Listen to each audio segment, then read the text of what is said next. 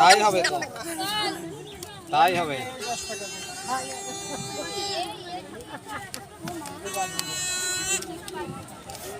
তোমরা একা দেখো কেন, সারা বাংলাদেশের লোক দেখতো।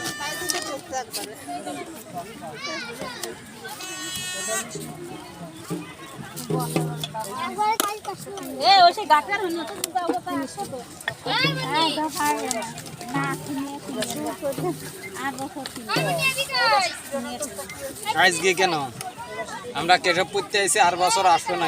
এরকম যায়, এরকম জায়গায় না। একটা দামান বাড়ির দেশে হইলো 900 টাকা 800 টাকার নিচে বিক্রি হয় না।